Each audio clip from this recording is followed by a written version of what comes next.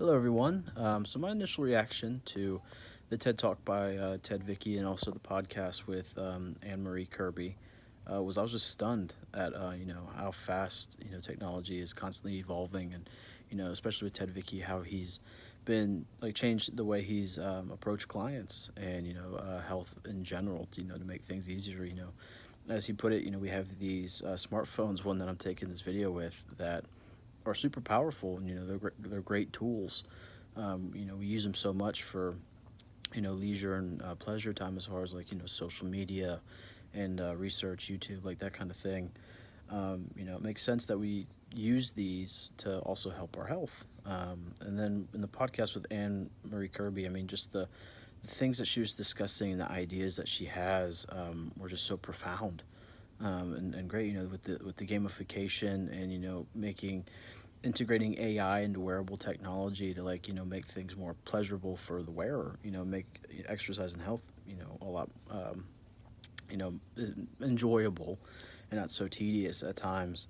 But the two things that really stood out to me was Ted Vicky discussing the app that changed that woman's life, that made her feel so happy, where she was scanning barcodes trying to figure out what was the healthiest food that she could buy for $5. And so many people have a hard time reading labels. I've taken a nutrition class and all these other classes within the major, and still I have a hard time really trying to figure out is this healthier than this. And with that barcode scanner telling you right off the bat if it's good or not, that just makes things so much more helpful and easier. And apps like this are really just now starting to come out and be more popular. I mean, just thinking a year from now, what kind of apps there'll be.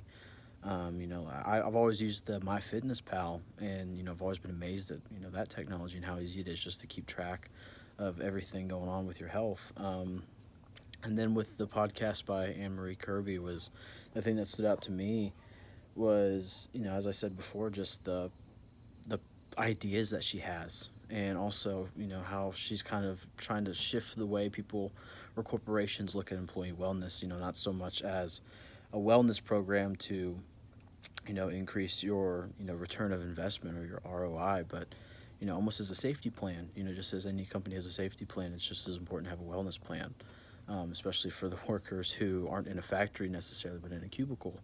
My dad, he's an IT help desk manager, and they don't have a wellness plan. And they sit in the cubicle all day. They sit down. They don't have any ideas on ergonomics. They have Weight Watchers come in 6 months out of the year, but other than that, they don't have anything that's really helping them track their health.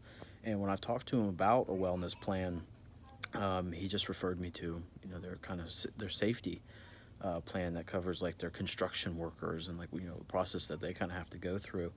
And so I think trying to make that shift from making wellness like a wellness program in corporations and companies to be more focused on safety.